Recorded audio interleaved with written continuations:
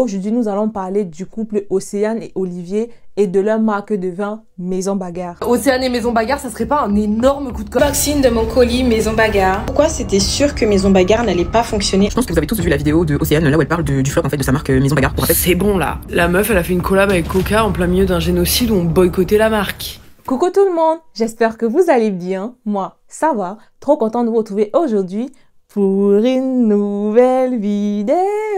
Et qui plus est, une analyse. Qui est Océane? Océane, c'est plus de 6,16 millions d'abonnés sur tous réseaux confondus. Elle a tout explosé sur les réseaux sociaux en 2023. Elle est en couple avec l'homme à plusieurs casquettes, Olivier, qui est aussi très présent sur ses réseaux. Ensemble, ils créent une marque de vin blanc pétillant, Maison Bagarre. Je pense que vous avez tous vu ce documentaire à 3 épisodes qu'ils ont sortis sur la chaîne principale de Océane, Tu seras heureuse. Dans ce documentaire, Océane et son copain Olivier s'exposent beaucoup. Genre, quand je dis s'exposer, c'est pas de façon négative, mais ils se montrent beaucoup vulnérables, ils parlent de sujets très personnels.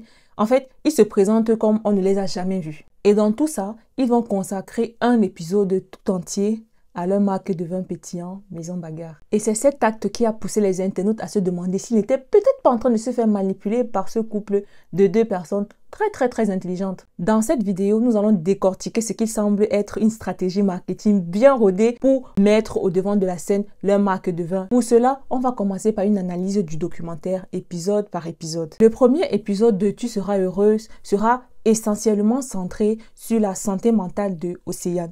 Et je vais vous dire, c'est là, en fait, dès le premier épisode, on va voir qu'ils activent notre fil émotionnel. Parce que le premier épisode sera beaucoup centré sur Océane. Non, même pas beaucoup. Sera exclusivement même centré sur Océane, son enfance, sa santé mentale. On va nous montrer une Océane qui n'est pas aussi forte que celle qu'on a l'habitude de voir sur les réseaux. On va nous parler d'une Océane qui a eu une enfance très difficile, qui a vécu avec un père violent, qui a souvent battu sa mère, qui potentiellement les battait également. On va nous montrer une Océane qui a perdu sa petite sœur très jeune. Elle-même, Océane, étant très jeune lors des faits. Sa petite sœur morte d'une maladie, vraiment, quand on l'évoque, ça brise les cœurs. Une maladie qui est le cancer. Enfin, vous voyez un peu dans quoi on est. Sans oublier qu'on va également interviewer la mère d'Océane qui va appuyer certains points, comme je vous ai dit, raconter le fait que Océane, voilà, elle a une relation compliquée avec son père.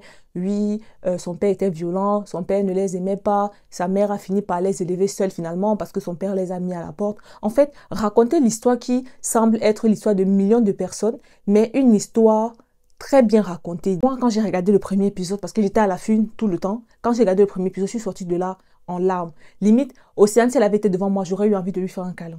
Quand tu regardes le premier épisode, c'est un peu comme ça. C'est dans cet état d'esprit-là que tu es quand tu sors. Tu te dis, c'est dur. Elle n'hésite pas à vraiment jouer sur ce fil-là. Je n'ai pas dit que, bon, voilà, ce qu'elle raconte est faux. Non, je ne vais pas dire ça, mais je dis juste que il y aura des petits mots, des petits trucs lancés par-ci, par-là pour activer ce fil émotionnel-là en nous. Par exemple, quand elle va se décrire comme étant la sœur qui est restée, pour justifier le fait que oui, elle doit toujours chercher plus, elle doit réussir pour deux, elle doit en gros, mériter sa place de celle qui est restée. Quand tu l'entends dire ça, ça te brise le cœur. Tu te dis, mais non, la pauvre, tu n'as pas besoin tu n'es pas la sœur qui est restée. Enfin, tu es la fille de ta maman. En fait, tu as envie de la consoler, tu as envie de lui envoyer un message, tu as envie de la prendre dans tes bras. Sa mère, elle dit que tous les projets de Océane se sont basés sur la perte de sa sœur. Venir dire que tous les projets de Océane se sont toujours basés sur la mort de sa sœur, que tout ce qu'elle fait c'est parce que oui, elle a perdu sa sœur, tout ça.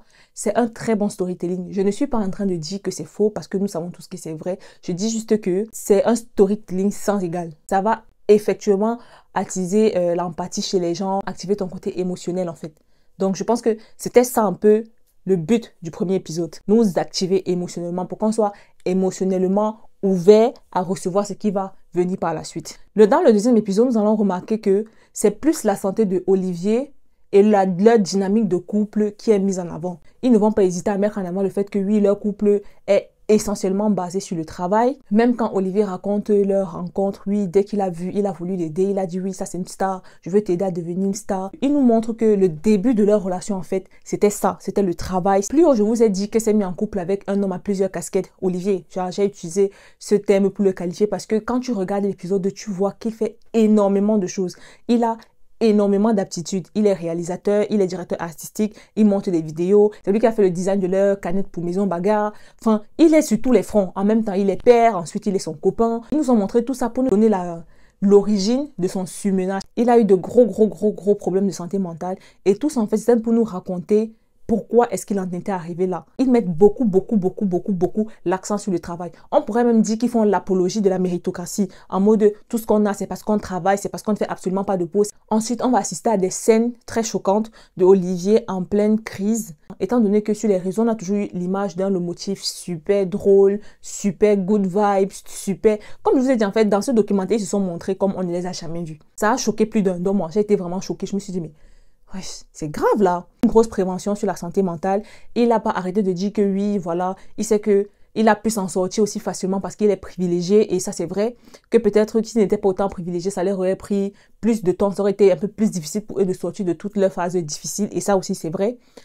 Mais il y a eu quelque chose que j'ai remarqué. J'étais tombée sur un réel sur la page de Lomotif. C'était un réel où c'était une vidéo dans laquelle sa fille prenait une mitraillette et elle faisait une sorte de jeu avec son grand frère. Et j'ai trouvé ça trop mignon. Mais dans l'épisode 2, effectivement, je vois comment Olivier met tout ça en scène. Vous allez me dire, mais Karine, tu croyais quoi? C'est une vidéo sur les réseaux. Bien sûr que ça a été mis en scène. Je me disais que quand tes enfants ont l'habitude de faire quelque chose, tu trouves ça ludique et puis tu décides de partager ça sur les réseaux. C'est comme ça. C'est sous cet angle-là que moi, j'avais vu la vidéo. Je trouvais ça trop, oh waouh, ces enfants ils sont trop mignons, oh là là là. Mais en fait, c'est pas ça. Le truc, est scénarisé de bout en bout. Genre la réaction de l'enfant, les textes des enfants, tout ça. Limite, les enfants sont des acteurs. Et moi, quand j'ai vu ça, ça m'a fait... Je me suis dit, mais... Donc, la vidéo, là, en fait, c'était scénarisé. En fait, j'ai moins eu cet effet positif, là, cet effet good vibe. Je me suis un peu sentie manipulée. C'est vous allez me dire que j'utilise des grands mots. Mais je vous promets, c'est comme ça que je me suis sentie. Je suis sûre que je ne suis pas la seule à m'être sentie comme ça. Moi, j'ai trouvé la vidéo mignonne parce qu'il me disait, c'est juste deux enfants qui jouent. Ils ont l'habitude de jouer. Il les a filmés. Il a fait un montage et tout. Il a posté sur les réseaux en mode de, regardez comment mes enfants, regardez ce que mes enfants font souvent pour s'amuser. Ces enfants, ils sont trop drôles. Alors qu'en fait, c'est lui qui a tout mis en scène. Dans ce deuxième épisode, il nous montre un Olivier qui travaille beaucoup, qui veut toujours faire plus, et une Océane qui veut également faire plus, mais qui est plus en mode non, moi je m'en fous des statistiques, je m'en fous des chiffres, je fais pas ça pour l'argent, je fais ça pour le kiff. Et c'est là que, en fait, je me suis dit, pas tant que ça finalement. Tu ne peux pas venir nous dire que tu t'en fous de faire une vidéo qui va marcher ou pas. Pourtant, il y a une interview avec Faustine sur Ta Safe Zone, c'est une chaîne YouTube sur laquelle Faustine interviewe des youtubeuses, tout ça.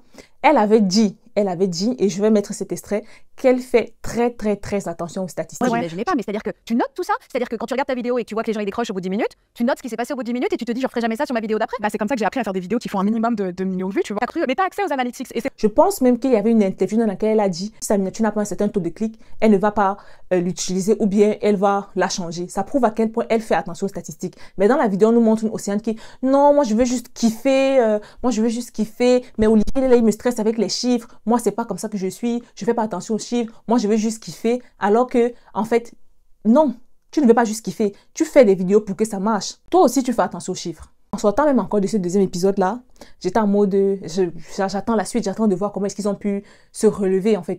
Enfin, non, pas comment est-ce qu'ils ont pu se relever, parce qu'à la fin de la vidéo, ouais, tu vois que tout va mieux pour eux. Mais, genre, comment est leur vie après ça? Parce que je me demandais, bon, on a vu ça. Ça peut être quoi le prochain épisode?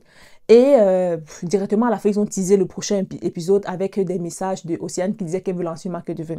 Donc, ainsi, on entre dans le troisième épisode. Avant de faire l'analyse de l'épisode, on va faire d'abord une brève analyse de la marque en elle-même, Maison Baga. Maison Baga, c'est une marque de vin pétillant en canette, mais à un packaging, je trouve très enfantin, trop girly à mon goût. Il y aura un packaging rose, même quand tu vas aller sur leur site pour commander, le site, il est très rose, je trouve pas très adulte. Pourtant, on parle bien d'une marque de vin. Limite, quand tu vois le packaging, tu pourrais t'attendre à une marque de soda ou à une marque de jus. Tu prends une canette de, je sais pas, de n'importe quelle boisson, une canette de Coca-Cola ou bien une canette de Red Bull et tu prends la canette de Maison Baga, tu la places là. Tu prends un enfant de 7 ans, tu lui demandes de choisir, il va plus aller vers la canette de Maison Baga. Je sais pas souvent ce que je veux dire. Et je trouve que ça, c'est dérangeant. C'est qui ta cible? Ta cible, c'est qui? Ce sont des enfants ou bien ce sont des jeunes adultes ou bien ce sont des adultes? Je suis entrée sur le site. Quand tu entres sur le site, tu vois, le site n'est pas vraiment... C'est un peu comme les sites de...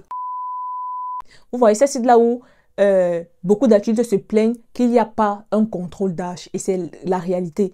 Quand tu entres dans le site, on va te demander d'entrer ton année de naissance. Mais tu peux mentir. À aucun moment, on te demande une pièce d'identité. Alors que pour acheter ça en grande surface, pour acheter de l'alcool en grande surface, on ne va pas te demander juste verbalement, ouais, c'est quoi ta date de naissance? Non. on va te demander une pièce d'identité. Et je pense que si tu veux offrir ce service physique aussi en ligne, tu dois mettre un dispositif en place de telle en sorte que on puisse vraiment vérifier l'identité de la personne qui veut acheter. La première fois, j'ai mis ma vraie date de naissance. La deuxième fois, j'ai mis 1999. La troisième fois, j'ai mis 1998. En plus, ça ne retient même pas qui vient sur le site. En fait, tu peux mentir librement. On va déjà comprendre que l'idée de business en elle-même est assez problématique. Dès les premières minutes de l'épisode 3, Olivier nous fait une analogie. Il nous dit, oui, le business de YouTube génère en moyenne 41 milliards par an. Il nous dit, la maison Apple fait 51 millions tous les 3 mois. 51 milliards, pardon, tous les 3 mois. Et il dit après, ce n'est pas en faisant des vidéos YouTube qu'on deviendra milliardaire. Retenez bien ça. Dès les premières minutes de la vidéo, il a posé le décor. Qu'est-ce que cette phrase transmet? Ça transmet qu'en fait, là, on a réfléchi Maison Bagarre parce qu'on veut faire un business qui va nous rapporter des milliards, parce qu'on a soif de richesse. C'est pas dans le souci de proposer un truc, une plus-value à leur communauté, non. C'est pas dans le but de proposer un truc qui va aider leur communauté, de proposer un truc qui va beaucoup intéresser les abonnés, non. Dans le but de proposer quelque chose pour devenir milliardaire. C'est ça, en fait, leur but. Le noyau de la création de Maison Bagarre. Dans le troisième épisode également, on peut remarquer que Océane met un point d'honneur au sexisme. En disant, oui, quand on nous appelle, nous, 2 filles au téléphone, elle et son assistante, ou son associé, je ne sais plus trop, quand on nous appelle, on voit 2 filles au téléphone, on ne nous prend pas au sérieux. Alors que si ça avait été un homme, ça aurait été différent. Je ne sais pas si vous voyez un peu. Elle veut jouer sur la carte du féminisme, du sexisme et de la misogynie des hommes pour s'attirer les faveurs des femmes, pour se mettre les femmes dans la poche. Parce qu'on sait que en termes de relations publiques ou en termes de communauté, il n'y a pas plus fidèle que les femmes. Je ne suis pas en train de dire que c'était faux ou c'était pas faux, non. Quand elle a dit ça, elle savait très bien qu'en disant ça, ça allait faire en sorte que ces femmes militantes-là vont s'aligner derrière elle. On découvre aussi dans cet épisode que Océane a du mal. Bon, c'est pas la première fois, même parfois sur ses réseaux, elle en parlait, Olivier et elle en parlaient. Ils se plaignent du fait qu'ils n'arrivent pas à faire comme les autres influenceuses qui ont une marque, c'est-à-dire à promouvoir leur marque sur les réseaux sociaux. Est-ce que vous y croyez une seconde? Ils se plaignent qu'on leur interdit de faire la promotion de l'alcool sur les réseaux sociaux. Quand on sait que aujourd'hui, même des gamins de 10 ans, de 9 ans ont accès aux réseaux sociaux. Vous comprenez très bien qu'en fait, leur but, c'est de se faire du fric. Leur but, ce n'est pas En fait, ils ne se soucient pas forcément de qui va acheter, de qui ou quoi, non. Leur but, c'est juste de se faire des sous. C'est logique qu'on interdise l'apologie de l'alcool sur les réseaux sociaux. C'est logique. Il y a bien des raisons. Si c'est interdit de faire les publicités d'alcool n'importe comment sur les réseaux, c'est pour des raisons, déjà pour des raisons sanitaires. L'alcool n'a aucun bienfait pour la santé. Aucun. Risque de cancer, cirrhose du foie, problèmes neurologiques. Cette loi vise aussi à protéger la jeunesse. Parce que sur les réseaux, il n'y a pas encore ce truc-là où on peut vraiment empêcher les jeunes d'être sur les réseaux sociaux. Donc, au lieu d'essayer de les empêcher d'être sur les réseaux sociaux, on essaie plutôt de contrôler le genre de contenu qu'ils peuvent voir sur les réseaux sociaux. Et je trouve que c'est logique. Plus loin dans la vidéo, ils vont nous dire comment, oui, le lancement de la marque Maison Bagarre a floppé parce qu'ils n'ont pas vendu autant qu'ils s'attendaient à vendre et que jusqu'à présent, ça ne va pas. Je crois moyen. Bref, et que jusqu'à présent, ça ne va pas. Et elle a clairement dit, je vais vous mettre le texte de fin de vidéo, que Maison Bagarre aujourd'hui, c'est une page qu'elle tourne, c'est-à-dire une page qu'elle tourne. Ça veut dire que ce n'est plus d'actualité, ça veut dire que Maison Bagarre est fermée, ça veut dire que la société Maison Bagarre n'existe plus. Pourtant, ce n'est pas ce qui est. Parce que quand j'ai fini de regarder la vidéo, comme tous ceux qui ont regardé la vidéo, je suppose, je suis allée regarder sur le site de Maison Bagarre pour voir si, bon, voilà, est-ce que je peux toujours commander, est-ce que je pourrais, je sais pas, éventuellement faire 2-3 trucs. Est-ce que c'est toujours disponible? Et effectivement, c'est disponible. Même à l'heure d'aujourd'hui, à l'heure à laquelle je suis en train de vous parler, c'est disponible. Je sais pas si vous avez vu la dernière vidéo d'Océane. Perso, je l'ai trouvée incroyable et ça m'a trop donné envie de tester sa marque. Et c'est là que les gens ont compris que il s'agirait peut-être, du moins, je n'ai pas envie de dire les plus éveillés, mais bon, certaines personnes ont compris qu'il s'agirait peut-être d'un coup marketing. Moi, en tant que spectatrice, j'ai envie de dire, je me suis demandé, mais attends, est-ce que je ne serais pas en train de me faire manipuler depuis le début? En vrai de vrai. Parce que quand tu regardes l'épisode 1, tu es déjà ouverte émotionnellement, tu as déjà une empathie. Épisode 2, ton empathie est encore accentuée. Épisode 3, ouais non, on a montré notre business et ça n'a pas marché. Vraiment, je ne sais plus quoi faire. Je pense qu'on va tourner la page et tout. Toi, du moins la plupart des gens, qu'est-ce qu'ils auront envie de faire? C'est de leur donner de la force. Leur dire non, ne fermez pas, on est là. Et je pense que c'était ça qui était attendu. Parce qu'il faut savoir, ce sont des gens très, très bien entourés. Hein. Ce sont des gens très, très bien entourés. Donc, je ne pense pas que... J'ai vraiment du mal à croire que ce n'était pas calculé. J'ai vraiment du mal à croire que ce n'était pas calculé. Et je me dis que je ne suis pas la seule. Je sens qu'on a essayé de me manipuler. J'ai vu beaucoup de vidéos à ce sujet. Des gens qui disaient non, mais la pauvre, leur truc n'a pas marché. Ils ont tout investi. Ils n'ont plus rien. Ils n'ont plus rien. Tu sais combien ça coûte de faire un documentaire? Ils ont une maison de prod. Quand vous voyez le truc là de la vidéo, vous voyez quoi? Coucou guys, ça ne vous dit rien. Vous croyez que ce qui a produit la vidéo? Ayez pitié des vraies personnes. Ils sont pas plus mal que toi là, qui est chez toi. Ils sont pas plus mal que toi qui est chez toi. Donc toi, tu prends ton argent, tu vas les donner à support. Non, ils ont tout mis dans leur business et ça n'a pas marché, ils méritent du soutien. Réfléchis. Je pense que tu peux faire mieux avec ton argent. Finalement, je me pose la question, peut-on encore faire confiance à nos influenceurs ou bien sont-ils devenus des machines marketing? Parce que là, entre Coca-Cola, Tesla, maintenant ça, je ne sais plus vraiment où donner de la tête avec Océane. Je ne sais vraiment plus. Et elle n'est pas la seule, hein, parce qu'on a très souvent l'habitude de dire Océane, mais en fait, elle nous a montré dans ce documentaire qu'elle est le motif et Olivier travaille main dans la main. Donc tout ce qui se passe, ce n'est pas ses décisions elle seule. Et n'oubliez pas ce qu'il a dit. Ce ne sont pas les vidéos YouTube qui vont les aider à être milliardaires. Ça veut dire quoi? Ça veut dire que tout ce qu'ils font à côté, c'est dans le but d'être milliardaire. Je ne dis pas que c'est mal. Avoir de l'ambition, c'est très bien. Moi, je suis une femme très ambitieuse. Mais à quel prix? C'est la fin de la vidéo.